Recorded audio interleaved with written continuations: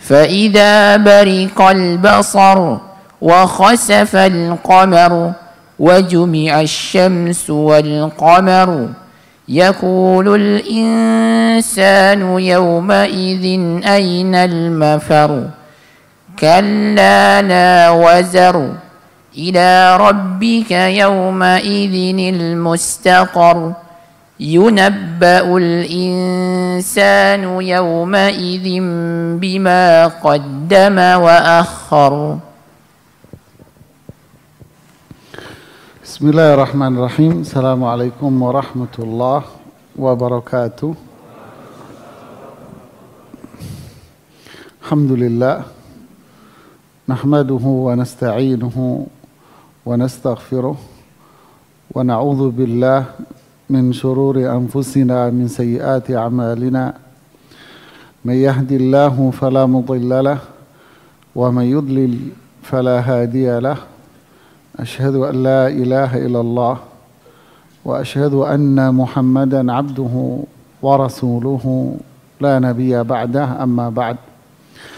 Para jemaah sekalian, kita melanjutkan bahasan kita di tafsir surat Al-Qiyamah. Surat yang memang bicara tentang hari kiamat. Diawali dengan ayat-ayat yang menunjukkan keagungan dan kebesaran Allah. Jika Allah berkuasa untuk menjadikan manusia dari tidak ada menjadi ada, maka dengan mudah Allah menjadikan manusia yang darinya ada menjadi ada kembali. Ini adalah kekuasaan Allah subhanahu wa ta'ala. Sebagai bantahan kepada mereka-mereka yang mengingkari adanya hari kiamat. Untuk itu, ayat-ayat yang ada di dalam surat ini difirmankan oleh Allah subhanahu wa ta'ala ingin menyatakan bahwa hari kiamat itu memang terjadi, dan hari kiamat itu pasti akan terjadi. Dari ayat yang ke-7 sampai setelahnya itu bicara tentang fenomena yang terjadi pada hari kiamat nanti. Jadi setelah Allah bicara bahwa hari kiamat itu pasti terjadi, dan itu adalah hal yang mudah bagi Allah subhanahu wa ta'ala. Lalu setelah itu Allah bicara tentang apa fenomena yang akan terjadi di hari itu. Perubahan alam apa yang akan terjadi di hari itu. Nah, itulah yang difirmankan oleh Allah pada ayat yang ke-7, 8 dan seterusnya. Pada ayat yang ke-7 Allah berfirman, فَإِذَا بَرِقَ الْبَصَرُ. Kita membacanya dengan فَإِذَا بَرِقَ الْبَصَرُ. Ada yang membacanya dengan فَإِذَا بَرَقَ الْبَصَرُ. Al-basar itu artinya di sini adalah penglihatan kedua mata. Bariqa, kita kalau ngelihat sesuatu yang menakjubkan itu ngelihatnya gimana? Ngelihatnya gimana? Melotot. Terus ngelihatnya gimana? Ada sesuatu yang wah gitu, jemaah. Ngelihatnya kayak apa? Kaget itu kan hati. Mata itu ngelihatnya gimana fokusnya? Kalau ada yang menakjubkan, apa mata itu terus begini-begini gitu. Jadi terfokus kepada objeknya kan. Wow, apa tuh? Gitu ya. Nggak berkedip, artinya fokus kepada objeknya, nggak goyang, nggak nengok kemana-mana, itu namanya bariqa. Tapi diikuti dengan apa? dengan ketakutan, ra'b. Jadi melihat ke satu objek tertentu dengan fokus, nggak berkedip, dan penuh dengan apa? Ketakutan. Itu namanya barika. Kalau baraka, ya, kalau baraka, faida barakal basaru, termasuk bacaan yang mutawatir. Artinya baraka itu melotot. Ini melotot matanya. Faida barikal basaru. Jadi saat itu pandangan mereka itu apa? Tertuju kepada satu titik. Kemudian nggak berkedip, kemudian kedua matanya itu dibuka semuanya, melotot, dipenuhi dengan ketakutan yang luar biasa. Fa'idha barikal basaru.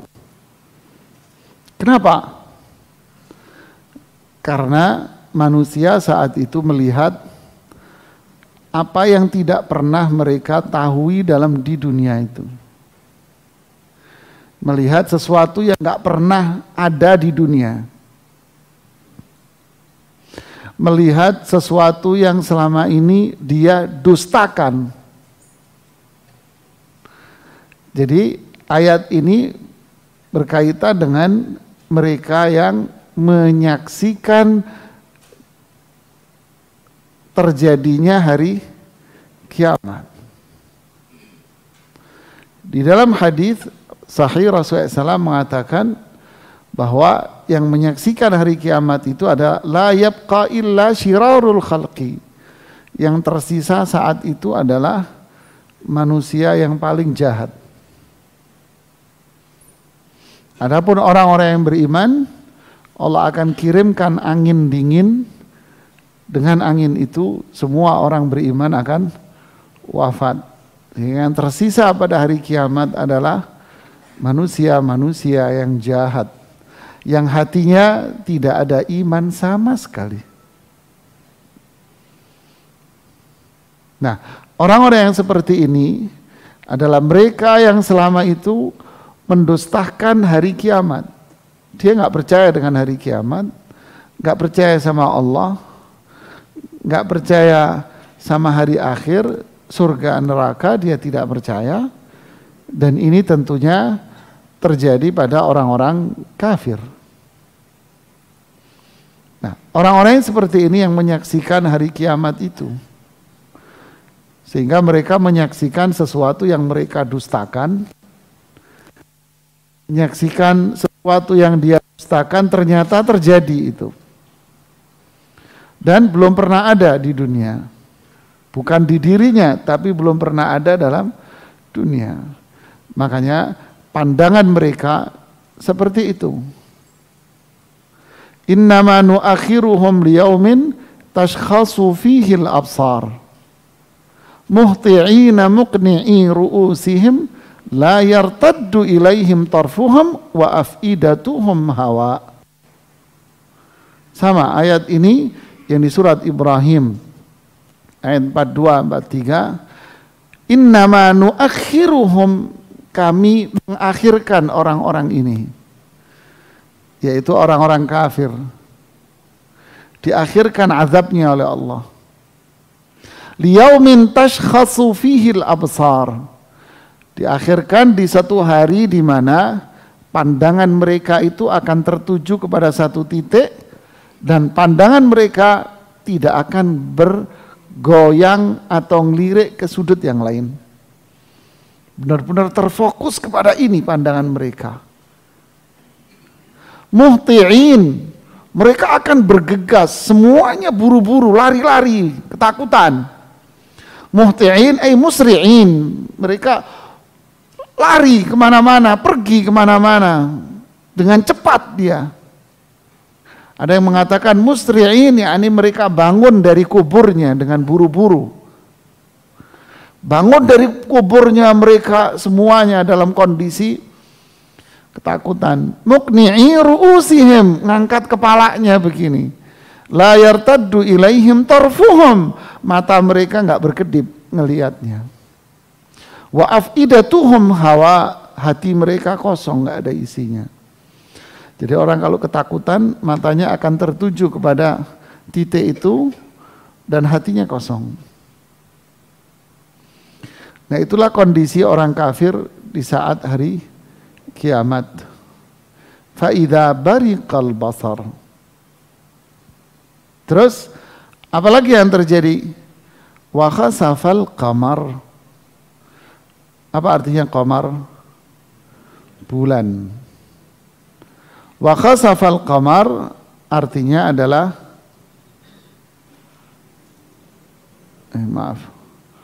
wa khasafal qamar artinya cahaya dari bulan itu hilang. Nggak ada cahayanya bulannya. Wa jumi'a syamsu wal qamar. Jumi'a itu digabungkan. Matahari dan bulan digabung sama Allah. Artinya apa? Dua-duanya sudah tidak mengeluarkan cahayanya. Berarti dunia menjadi apa? Gelap, zulmah, gelap sudah. Kita bayangin kalau di malam hari begini, semua cahaya dimatikan. Tidak ada cahaya sama sekali. Oh, masih ada bulan, ya bulannya dimatiin cahayanya. Terus apa yang terjadi dengan diri kita semua ini? Gelap. Lah itulah hari kiamat nanti, jemaah. Idza syamsu kuwirat wa idzan nujumun kadarat. Ketika matahari itu dilipat sama Allah. Seperti kata para ulama tafsir, seperti surban yang dilipat. Ya, seperti melipat kain. Udah hilang nih matahari. Nggak ada cahayanya. Wa idzan nujumun kadarat. Bintang-bintang ini yang kita tidak tahu ada berapa jumlahnya, semuanya berjatuhan. Tasaqatat, berjatuhan. Itulah kiamat. Ada yang mengatakan matahari dikumpulkan dengan bulan. Ada yang bilang dikumpulkan kemudian ditaruh di mana?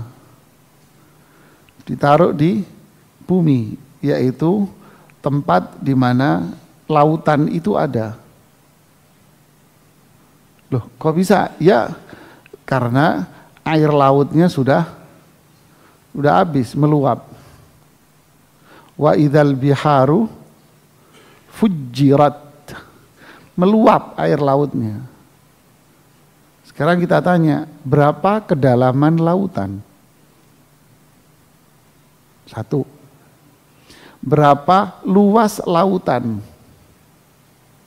Mana yang lebih besar, daratan atau lautan? Oke, sekarang kalau laut itu meluap, jadi apa? Ketika tsunami itu cuman ujungnya tok, jemaah. Apa yang terjadi dengan Palu dan Aceh? Habis. Nah, kalau lautnya meluap, habis airnya. Lalu para ulama mengatakan disitulah Allah akan meletakkan matahari, cahaya matahari itu jadi api. Makanya Allah bilang wa idzal biharu su'irat, menyala jadi api. Nas'alullah as-salamah. Ya, makanya kata Rasulullah SAW kepada pamannya Abbas bin Abdul Muttalib ketika bertanya, ya akhi, ente duduk di masjid dengerin pengajian terus mainan handphone, Allah yahdik. Ya akhi, ente duduk di masjid denger kajian tafsir mainan handphone. Makanya ketika Abbas bin Abdul Muttalib bertanya, ya Rasulullah, doa apa yang paling baik? Apa doanya? Allahumma inna nas'alukal afwa wal afiyah. Datang lagi setelah berapa hari, doa apa ya Rasulullah? Doa ini. Doa ini. Allahumma inna nas'alukal afwa wal afiyah. Subhanallah. Padahal ciptaan Allah yang paling besar apa itu? Langit dan matahari. Begitulah keagungan dan kebesaran Allah. Saat seperti itu, manusia akan mengatakan, yaqulul insanu, manusia akan berkata, yauma idzin, di hari itu, ainal mafar. Kita mau lari kemana? Mau lari kemana? Ketika bencana tsunami menimpa, mau lari kemana? Mereka akan mengatakan, larilah ke gunung. Imam Suddi mengatakan di zamannya, yaqulul insanu yauma idzin ainal mafar. Hari itu manusia akan mengatakan, kita akan pergi kemana? Pergi ke gunung. Zaman itu sudah tahu mereka kalau ada bencana larilah ke gunung. Tapi apa? Fayaj'aluhu qa'an safsafa la tara fiha 'iwajan wa la amta. Bumi ini dijadikan rata, tidak ada gunungnya. Gunung tidak ada. Wa suyyiratil jibalu fakanat sawa. Gunung ini terbang ke langit, kemudian hancur jadi fata morgana, hilang. Terus mau lari kemana? Ainal mafar. Ainal mafar. Kalla, tidak ada, sudahlah. Wahai manusia, kalla, roda, ini teguran. Sudahlah wahai manusia, manusia yang tidak percaya dengan hari kiamat, manusia-manusia yang tidak percaya dengan hari akhir, manusia-manusia yang tidak beriman kepada Allah, tidak beriman kepada Rasulullah SAW, tidak beriman dengan Al-Quran, tidak membenarkan hadis Rasulullah SAW. Sampai kapan kalian mendustakan Allah dan Rasul? Karena kalian tidak akan bisa lari dari azab Allah Subhanahu wa ta'ala. Mau pergi kemana? Fa'aina tadhhabun? Mau pergi kemana manusia? Apakah manusia mengira bahwa dia akan bisa selamat dari azab Allah? Tidak. Subhanallah. Kalla la wazar, ai la manja. Tidak ada tempat kembali bagi kalian. Tidak ada tempat sembunyi dan tidak ada tempat yang bisa menyelamatkan kalian. Kalian mau membuat bunker-bunker di bawah tanah, membuat bangunan-bangunan anti gempa. Jangankan bangunan Anda anti gempa, gunung saja hilang, lautan pun akan meluap, apalagi bangunan Anda yang anti gempa. Gunungnya aja hilang, langitnya aja. Idza samaa'u syaqqat wa adinat li rabbiha wa huqqat wa idzal ardu muddat wa alqat ma fiha takhallat. Saat itu langit ini ciptaan Allah yang paling besar adalah langit. Itu pun pecah. Wa futihatis samaa'u fakanat abwaab, terbelah menjadi terbuka seperti pintu-pintu. Semua ini terjadi karena Allah yang mengizinkan. Bumi yang kita lihat bundar bulat selama ini, wa idal ardu muddat, saat itu bumi rata begini. tapi dibuat rata sama Allah. Mana bangunan Anda yang nanti gempa? Mana? Allahu Akbar. Kalla la wazar. Nah, doa mau tidur apa bunyi? Kayak anak kecil kan? Ya, apa bunyi? Itu doanya nanti kali Allah bismillah mutu. Masa doa ente sama anak sama ya? Beda kelasnya levelnya. Apa? Allahumma inni aslamtu nafsi ilaik wa wajjahtu wajhi ilaik wa fawwadtu amri ilaik wa alja'tu dhahri ilaik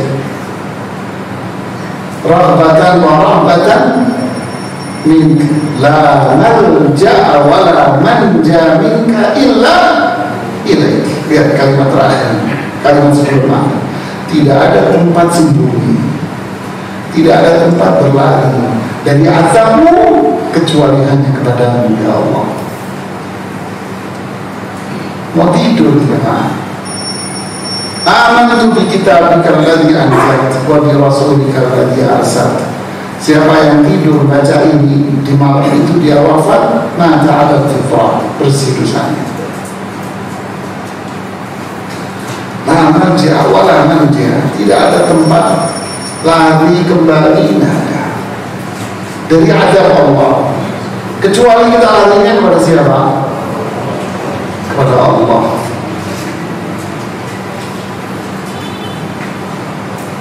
Subhanallah. Makanya ketika para sahabat ditakut-takutin, mereka larinya kepada siapa? Kepada Allah. Wa idh qala an-nasu inna an-nasa qad jama'u lakum fakhshawhum fazadahum faqalu hasbunallahu wa ni'mal wakil fazadahum imanan fazadahum imanan. Lihatlah, ketika kafilah itu mengatakan sesungguhnya pasukan-pasukan kafir sudah berkumpul ingin menyerang kalian, mereka bilang apa? Hasbunallahu wa ni'mal. Kita nggak bisa lari, kita larinya hanya sama Allah. Cukup Allah yang nolong saya, bukan kalian. Sekalian nakut-nakutin saya. Siapa kalian kalau nakut-nakutin saya? Hasbunallahu wa ni'mal. Allah yang nolong saya, cukup. Fanqalabu bi ni'matin minallahi wa fadlin. Maka apa? Kondisi yang diharapkan terjadi ketakutan itu akan berubah menjadi sebuah karunia dan kebaikan. Lam yamsashum su', tidak ada sedikit pun keburukan menimpa mereka. Kenapa? Karena mereka kembali kepada. Nah, ini bicara orang kafir yang selama ini tidak beriman, tidak ada ketaatan. La wazar, tidak ada tempat kembali buat kalian. Ila rabbika yawma idzin mustaqar. Lihat ayat ini bicara, subhanallah. Di sini ada ila rabbika. Di sini ada kata ila rabbika. Kemana kita akan kembali pergi? Kemana kita akan sembunyi? Perhatikan detailnya penggunaan diksi dan kata di dalam Al-Quran dan kandungan makna sisi tauhid. Kemana kita akan pergi? Ainal mafar, mau lari kemana? Lalu dijawab, la wazar, gak ada. Terus kalau bilang ila rabbik, kepada siapa? Rabb. Di sini digunakan kata Rabb. Rabb itu siapa? Yang mencipta, rububiyah, zat yang mencipta, yang mengatur dan yang berkuasa. Kepada siapa saya harus kembali? Kepada zat yang menciptakan alam. Lihat penggunaan katanya. Kepada siapa? Kemana saya akan pergi ketika kondisi sudah seperti ini? kepada zat yang menciptakan kamu, zat yang menciptakan alam, zat yang membuat alam seperti ini, zat yang berkuasa, yang mengatur alam semesta. Kembalilah ke situ, aman kamu. Ini jemaah. Kemudian di sini dikatakan al-mustaqar, tidak dikatakan lagi, tidak digunakan lagi ainal mafar, kemana kita akan mafar atau mafar kembali. La wazar, nggak ada tempat kembali. Lalu Allah mengatakan di ayat ini, Allah tidak mengatakan di ayat ini kalian akan mafar kembali kepada Allah, tidak, tapi digunakan kata yang berbeda. Mustaqar, mustaqar itu apa? Bukan sekedar kembali, tapi menetap. Allah istiqrar. Jadi Allah mengatakan apa? Kalian akan kembali dan menetap. Penggunaan kata istiqrar, bukan sekedar kembali terus balik lagi. Tidak, kalian akan kembali kepada Allah yang menciptakan alam ini seperti ini, yang mengatur alam seperti ini, yang berkuasa. Kalian kembali ke zat itu, dan bukan sekedar kembali, menetap kalian di situ. Semoga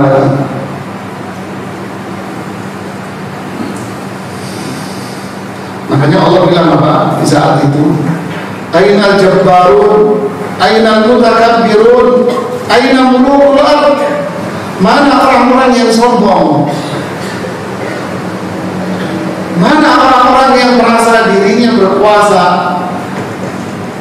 Mana raja-raja di muka bumi ini? Mana yang penguasa ini mana?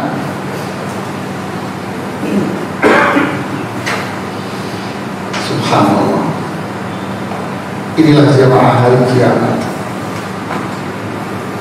Lalu setelah itu apa yang terjadi? Yunabba'ul insan. Nah, ini endingnya jemaah. Yunabba itu apa? Yukhbar. Yunabba artinya yukhbar. Apa? Dikasih laporan. Mirip. Kasih laporan. Ini kembali kepada Allah. Setelah kembali kepada Allah, terus ngapain? Dikasih tahu, ini loh kamu. Ini dikasih laporan sama Allah. Tidaklah setiap orang nanti di hari itu yuqa tis'atan wa tis'ina sijillan, yang dikasihkan kepada dia, Allah ngasih kepada dia ini loh tentang kamu, amalan ada berapa? 99 sijil. Madda basarihi, satu lembarnya sepanjang mata dia memandang. Selembar. Ada berapa? 99. Yunabba'ul insan, dikasih ini tuh. Yauma idzin, hari itu. Apa isinya? Ma qaddam, ini yang pertama. Yang gak enak ini jemaah, ma wa akhar, ini yang gak enak. Ma qaddam itu apa? Apa yang sudah dia kerjakan. Ini loh, kamu sudah ngerjain ini. Yang ini gak kamu kerjakan, ma akhar. Jadi kalau karyawan, pegawai kasih laporan, ini pekerjaanmu, job kamu ini, berarti yang tidak kamu kerjain ini. Termasuk pelanggaran, iya, termasuk pelanggaran juga, ini pelanggaran kamu, ini. Ya ada yang kamu kerjakan ini, yang tidak kamu kerjakan dan pelanggarannya sekalian ini. Mau ngomong apa jemaah? Mau ngambil pengawal, pembelaan. Inilah namanya hisab. Allahu Akbar. Balil insanu ala nafsihi basirah. Bal, sungguh, nih jamaah, ya, sungguh manusia saat itu apa yang terjadi? Basirah ini apa? Ngelihat. Sungguh manusia itu akan melihat tentang dirinya, ala nafsihi. Dia akan melihat tentang dirinya, ngelihat benar. Oh, urusan sholat saya begini. Oh, urusan ini saya sudah ngerjakan. Oh, ini enggak saya kerjain. Oh, ini maksiat. Semua. Makanya orang kafir ketika melihat itu apa? Di surat Al-Kahfi bunyinya, ma li hadzal kitabi la yughadiru saghiratan wala kabiratan illa ahsaha fawajadu ma amilu hadira wala yadhlimu rabbuka ahada. Ini lembaran apa ini yang mereka terima? Ini apa ini? Semua yang dia lakukan tercatat. Yang kecil pun kecil, sekalipun kecil dicatat. Apalagi yang besar. Coba lihat ketika hadis Rasulullah SAW mengatakan apa? Saya melihat sosok laki-laki yang mondar-mandir di surga. Kenapa?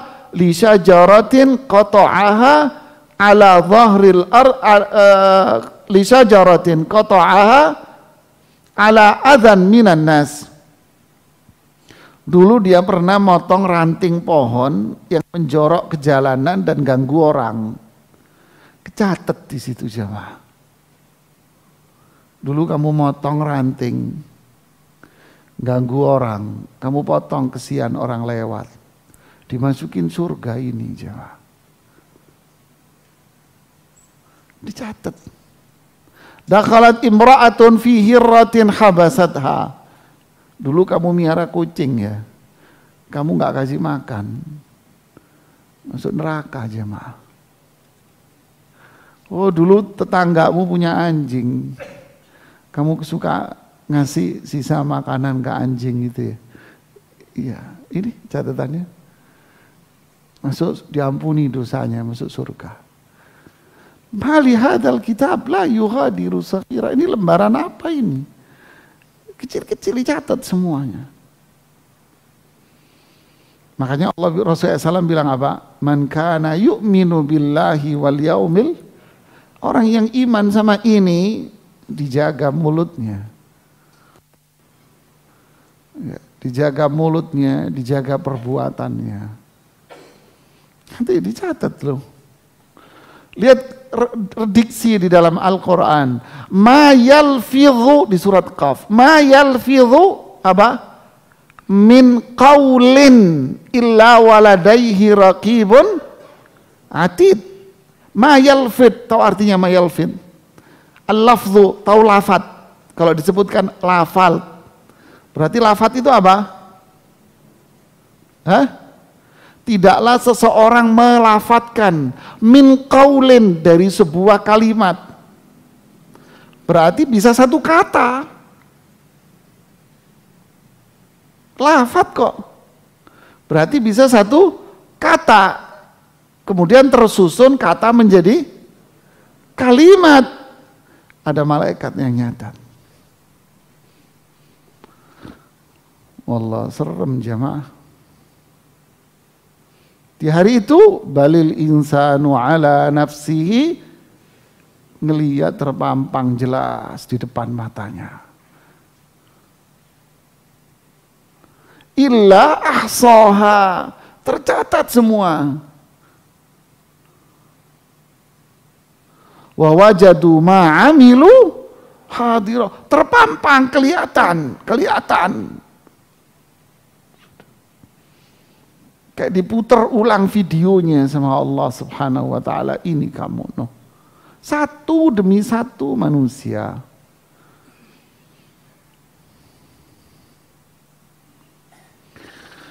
Walau alqa ma'adzirah, Adakah yang mengatakan, ya Allah, dulu saya ngelakuin itu gara-gara si fulan. Cari-cari alasan.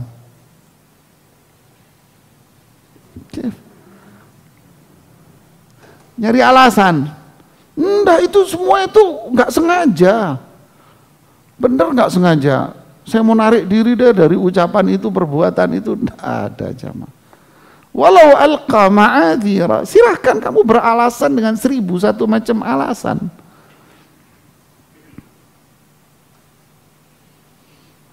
Di dunia kita bisa beralasan jemaah. Dan banyak yang seperti itu. Salah, tapi dia tidak pernah mengakui dirinya salah. Ya, konflik deh rumah tangga. Suaminya yang salah, tapi nggak pernah ngaku suaminya kalau dia salah. Enak aja saya salah. Istrinya salah nih perempuan. Tapi dia tidak mau ngaku salah. Oh, masa saya ngaku salah? Ntar diinjak-injak saya sebagai perempuan. Terus yang menang siapa? Firaun yang menang. Terus ya udah, silahkan Anda menikmati rumah tangga Anda. Ribut terus begitu. Beginilah dunia. Tidak ada orang mau mengakui kalau dia itu salah. Ma zadallahu bi'afwin illa izza. Padahal Rasulullah SAW mengatakan tidaklah sifat memaafkan itu melainkan diri Anda tambah mulia. Jadi ngaku terus memaafkan, mulia kita jamaah. Ya, tapi hari ini menjadi barang yang langka. Semua menganggap dirinya Superman. Padahal Superman hanya kisah bohongan, fiksi. Coba lihat ini Al-Quran. Walau alqa ma'adhirah. Mau mencari alasan apa? Di dunia bolehlah. Kata Ka'ab bin Malik radhiyallahu ta'ala anhu. Beliau tidak ikut perang Tabuk, nggak ikut. Tidak ikut beliau. Ketika Rasulullah SAW pulang, dan banyak orang-orang munafik itu banyak yang nggak ikut. Tapi satu-satu orang munafik itu datang menemui Rasulullah SAW menyampaikan 1001 macam alasan. Rasulullah terdiam aja sudah. Terserah kamu bagi alasan apa, Allah yang maha tahu. Tapi Ka'ab bin Malik datang, ya Rasulullah, andai aku menyampaikan alasan, kalimat saya akan tersusun lebih indah dari mereka. Dan saya akan lebih mampu untuk mengutarakan itu. Tapi apalah artinya semuanya? Wahai Rasulullah, saya tidak ada alasan. Memang saya nggak ikut. Jujur, saya nggak ikut, nggak ada alasan.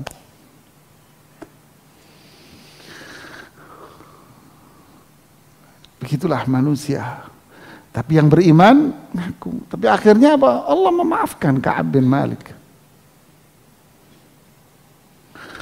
Subhanallah. Tapi ada berapa Ka'ab bin Malik lagi yang seperti ini di dunia? Yang gentle-gentle kalau salah ngaku. Masih jamaah. Ya. Di akhirat, ya silahkan Anda cari alasan juga. Seperti Anda di dunia dulu. Nyari-nyari alasan. Silahkan, lakukan. Tapi yang jelas, semua yang kita lakukan, besar, kecil, semua akan terpampang ibarat sebuah layar video, film yang diputar kembali di depan mata kita. Ya, mau ngomong apa sudah? Subhanallah. Ya. Walau alqa ma'adhira. Jadi apa pelajaran yang bisa kita peroleh jamaah?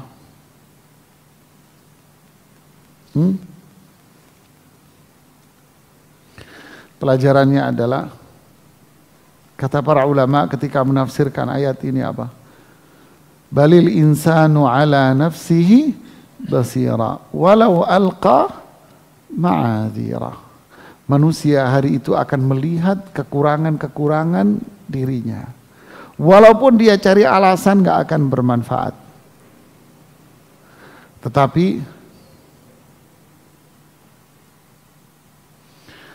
di dunia manusia kerap kali melupakan aibnya.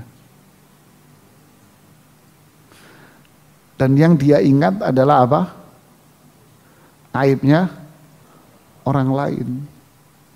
Kata Umar bin Khattab dalam ungkapannya, wa yaral qadata fi aini akhika wa yada'ul jada'a fi ainihi.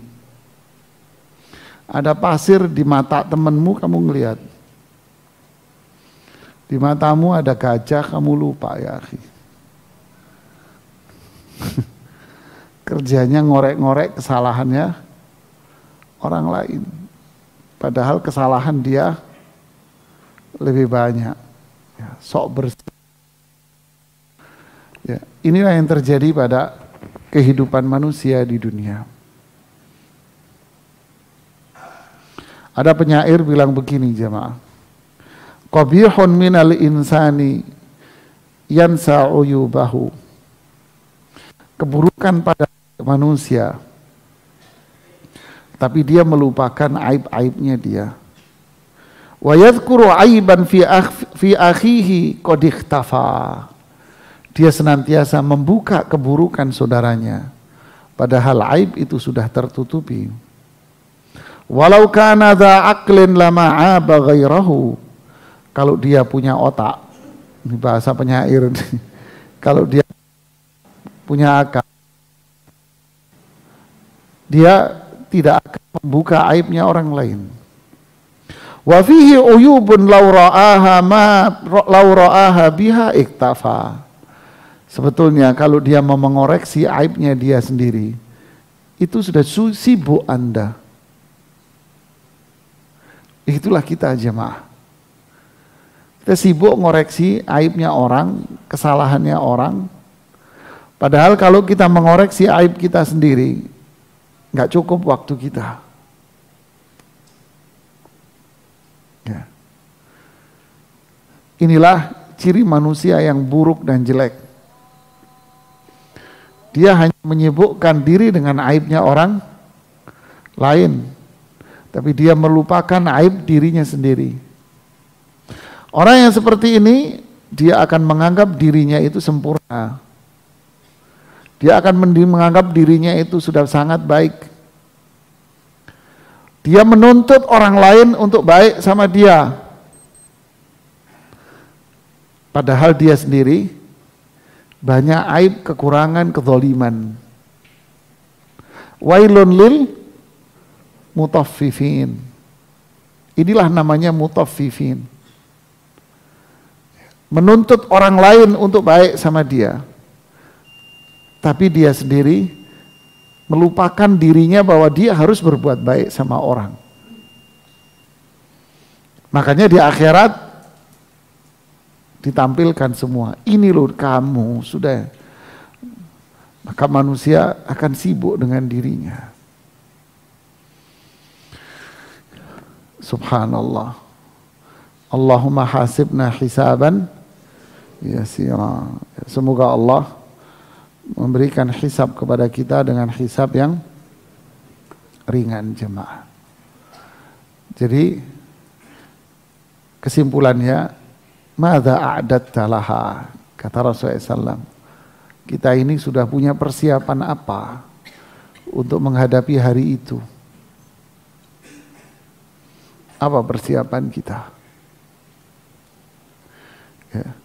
Kalau Anda mau bepergian sama istri Anda, nginepnya sehari. Ya, ini semua perempuan. Nginep sehari. Tapi istri Anda bawa pakaian seberapa? Seolah-olah mau pergi seminggu. Padahal nginepnya cuman sehari. Harusnya kita untuk akhiratnya itu. Tapi kalau untuk urusan dunia, waduh. Ya. pernah saya barengan umroh, nggak tahu sama gerombolan grup mana jemaah. Mungkin anggapannya kalau naik pesawat nggak dikasih makan kali jemaah ya. Tuh ibu-ibu bawa gorengan ada 2 kresek kali jemaah. Loh, itu pramugari Indonesia nggak bisa ngomong dia. Duduk mulai naik, dibuka itu gorengan ada 2 kresek kali jamaah dikelilingin. Astagfirullahaladzim, ya emak-emak, astagfirullahaladzim. Kok enggak dikasih makan Anda ya? Begitulah, kita sibuk dengan persiapan dunia, takut enggak makan, takut masa depan dunia dan sebagainya. Tapi kita lupa, madza adattalah, apa persiapan kita untuk akhirat ya. Semoga ini buat menambah keimanan kita semuanya. Kita dengarkan azan, habis itu kita buka pertanyaan.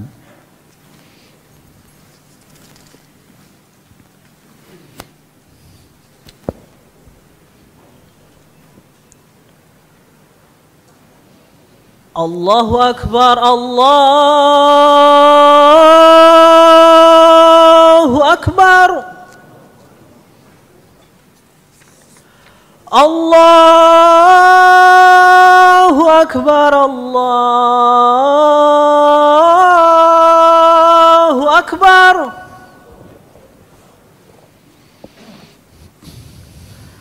Ashhadu an la ilaha illallah.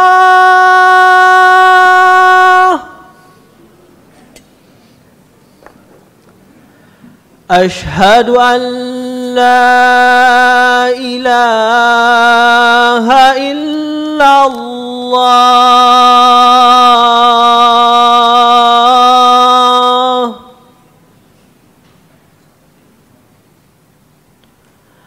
Ashhadu anna Muhammadar Rasulullah.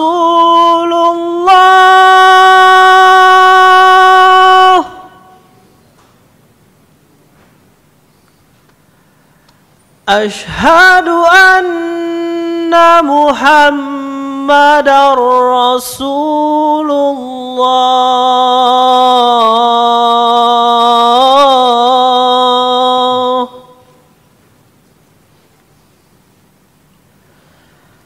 Hayya 'alas salah.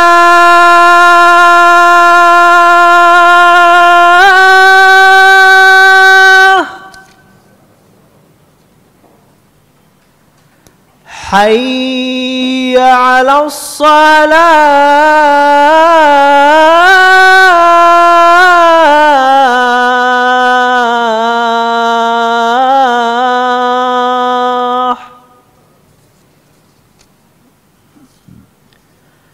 Hayya 'alal falah.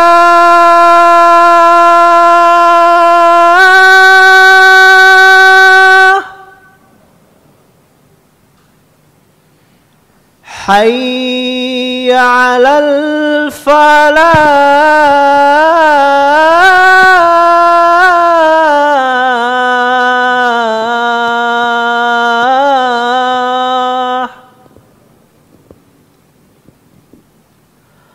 Allahu Akbar, Allahu Akbar. La ilaha illallah.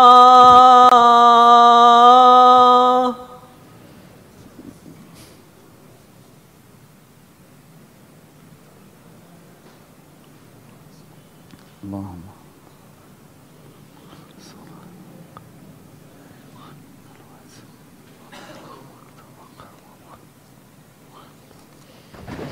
Ya, ada apa namanya? Bukan pertanyaan ini. Assalamualaikum Ustaz, semoga kita selalu dalam perlindungan Allah. Amin Allahumma. Afwan Ustaz, sebelumnya mohon izin bukan pertanyaan. Terkait penggunaan HP tadi mungkin ada yang bersangkutan membuka HP untuk mencatat atau membuka sedangkan membaca Al-Quran. Tadi mohon maaf, mohon izin untuk para penuntut ilmu diberikan udzur untuk membuka HP. Ya, barakallahu fikum. Beda antara orang yang nangis sama nangis bohongan. Paham? Yang tahu ini nangis beneran sama nangis bohongan siapa? Ya, orang yang di depannya. Apa bedanya buka handphone sama nulis dengan buka handphone mainan? Apa bedanya? Banyak bedanya. Yang nggak perlu saya ungkap di sini. Ya, tahu, kelihatan. Ini nulis sama ini mainan handphone itu kelihatan jemaah. Sama kalau kita ngajar di kelas. Semuanya matanya menuju kepada ustadz yang nerangin. Seorang ustadz yang berpengalaman, dia akan tahu ini mata perhatian pelajaran atau mata bohongan. Tahu jemaah. Ya. Saya bisa tunjuk antum di sini, saya tahu. Ini perhatian, nah ini baru perhatian. Tadi ada 1-2 yang nggak perhatian. Dari mana? Ya adalah pokoknya. Kita bisa tahu ini mainan handphone atau ini nyatet. Sama ngajar juga gitu. Ya. Ini matanya ke kita perhatian pelajaran atau ngelamun cuman matanya ke kita. Ya kan? Nah, begitulah jamaah. Ya, bukan kita melarang semua orang yang buka handphone, tidak. Kita tahu zaman now sekarang nulisnya di handphone, kita paham itu. Cuman ada orang-orang yang memang mainan WA. Ya. Oke, barakallahu fiik, jazakumullah khair, diingatkan. Berikutnya izin bertanya, bagaimana cara bertaubat dari perbuatan zalim terhadap orang lain? Ghibah, menyakiti, mengambil hartanya karena sulit untuk bertemu dengan orang tersebut. Apa benar ada dalilnya pendapat yang mengatakan kita bisa dengan cara berdoa meminta ampunan untuk orang tersebut? Ya, barakallahu fiik. Ana pernah ditelepon oleh seorang pencuri, maling. Rupanya habis maling terus tobat dia jamaah. Dia bilang, alhamdulillah, Ustadz saya pencuri Ustadz. Kaget saya jamaah tuh. Saya pencuri Ustadz. Masya Allah, barakallahu fiik. Ya, ana bikin semangat aja gitu ya. Apa yang bisa saya bantu mas? Saya sadar Ustadz, saya nyolong ini dosa Ustadz. Apa yang harus saya lakukan? Balikin barang-barang itu. Masih ada? Yo masih lah Ustadz, masih utuh. Berarti kan belum lama itu jam. Balikin, malu saya Ustadz. Loh kenapa Anda waktu mencuri nggak malu, sekarang mau dikembalikan malu? Iya ya. Deh balikin. Ya udah Ustadz, saya balikin. Wahakadha ya akhi. Para ulama mengatakan taubat sama Allah itu lebih mudah dibanding taubat kalau berkaitan dengan manusia. Jika itu berkaitan dengan harta yang dulu kita ambil, ini masih lebih ringan dibanding dengan kehormatan. Kalau dengan harta, kita sudah nggak ketemu lagi sama orangnya. Kita bisa keluarkan itu harta dan kita sedekahkan dengan kita meniatkan kepada si pemiliknya. Itu masih bisa. Maka pahalanya akan nyampe kepada si pemilik harta. Tapi kalau kehormatan, gimana caranya? Anda mendoakan dia, oh iya pasti itu bermanfaat. Nah inilah beratnya dosa ghibah dan mencaci maki orang jemaah. Ya. Dan inilah yang dipegangi oleh para ulama. Makanya manhajus salaf, para ulama salaf, itu adalah para ulama yang anti mencaci maki orang. Mulai dari rakyat jelata, tukang sapu, tukang sampah, sampai para pemimpin tidak boleh dicela. Ya, inilah para ulama salaf. Kita tidak boleh mencela pemimpin, tidak boleh. Ya. Kita malah disuruh apa? Doain. Enggak, pemimpinnya jahat minta ampun. Ya sudah. Wa in daraba dhahruk wa ukhidha maluk. Wa in duriba dhahruk wa ukhidha maluk. Walaupun kamu digebukin sama pemimpinmu, hartamu dirampas, doain aja. Ini ajaran Rasulullah sallallahu alaihi wasallam. Sama pemimpin, masyarakat biasa, sama siapapun.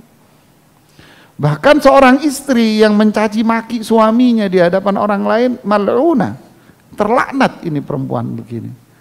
Ini suami yang terlaknat kalau membuka mencela istrinya, yang harusnya dia jaga, dia pelihara.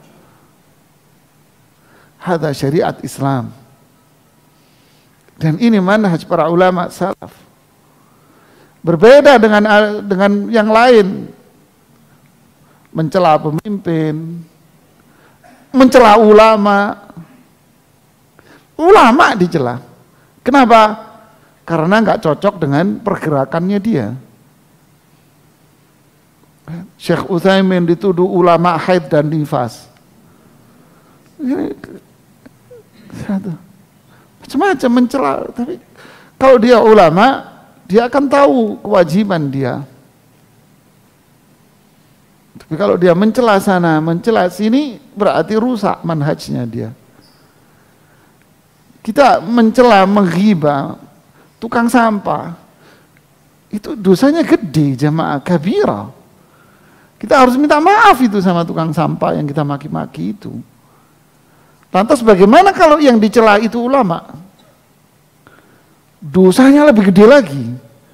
Kenapa? Karena mereka lah yang membawa bendera Quran dan Sunnah. Loh, Anda mencela pemimpin, gede juga dosanya. Kenapa? Karena Anda menciptakan kekacauan. Wasa'a fil ardi fasadan. Dia akan membuat kerusakan di negerinya. Jadi inilah dosa mencela. Bihasbi imri'in minasyarri, cukuplah kejahatan itu ditempel pada dia. Kapan? Ketika dia suka mencaci orang. Ya. Ulama dicaci, pemimpin dicaci, dai dicaci, itu inti maunya apa? Kemudian ulama-ulama, dai-dai yang berprinsip dengan manhaj salaf malah lempar batu sembunyi tangan. Dia yang mencela, tapi ulama salaf dituduh tukang cela. Ya wis lah, sing waras, alah, diam aja jemaah. Ya. Ada lagi yang mau bertanya? Silakan Pak.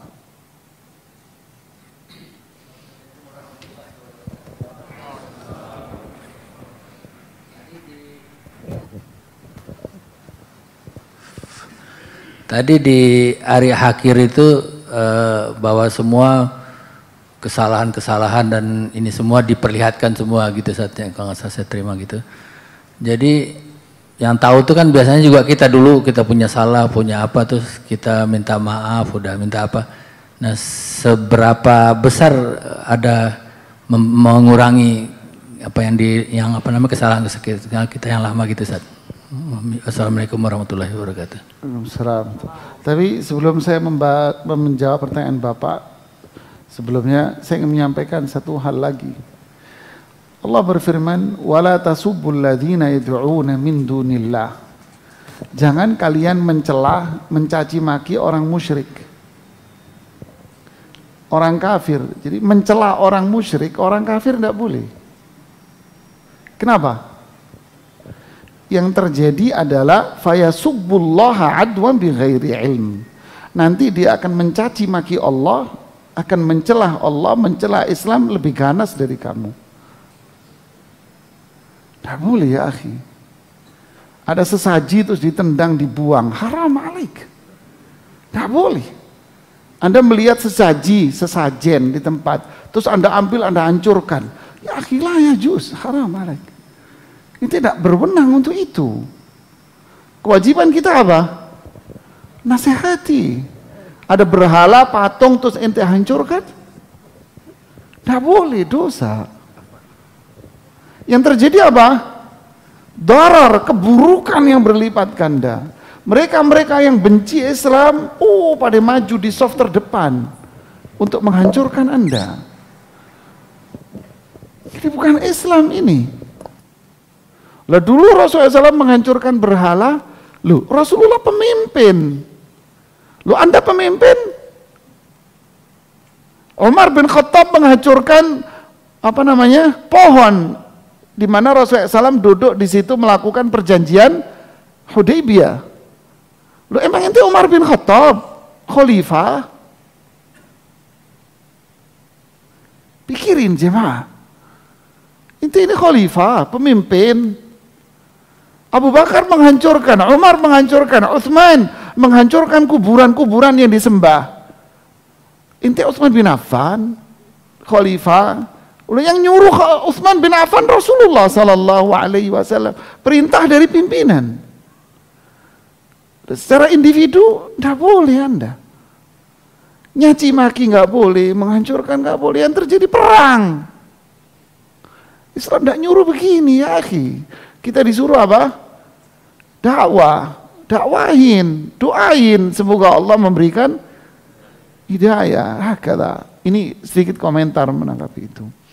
Kemudian pertanyaan Bapak, bagaimana caranya mengurangi kesalahan kita? Wa atbi'is sayyi'atal hasanata tamhuha. Jadi kalau habis berbuat jahat, tobat. Kemudian yang kedua, lakukan ketaatan. Nanti semua innal hasanati yudhibna sayyi'at. Nanti ketaatan-ketaatan itu akan menghapus dosa. Wudu menghapus dosa-dosa kecil. Coba kita andai kata nggak ada syariat wudu, itu dosa kita deh. Mata kita udah jadi apa istilah kata orang yang nggak bisa melek karena ada benjol di mata apa? Bintitan. Nggak bisa ngelihat kali karena dosa kita. Bayangin setiap menit, setiap saat kita ngelihat maksiat. Tapi wudu hapus. Ya kan? Wudu hapus, ke masjid hapus, duduk di masjid hapus, sholat menghapus, puasa, zakat, haji kata para ulama, rajih yang kuat dari pandangan para ulama, haji itu menghapus dosa besar dan dosa kecil. Wah kata ketaatan, istighfar menghapus. Nah, inilah indahnya syariat dulu. Syariat dulu kalau mau tobat jadi apa? Yakuza, bunuh diri ente. Tapi syariat Rasulullah SAW tidak. Ente mau tobat, ditinggalkan. Punya kemauan keras, lakukan ketaatan, ikhlas. Kalau berhubungan dengan orang, balikin haknya. Dihapus semua dosa kita sama Allah. Ya, saya kira ada lagi? Silakan.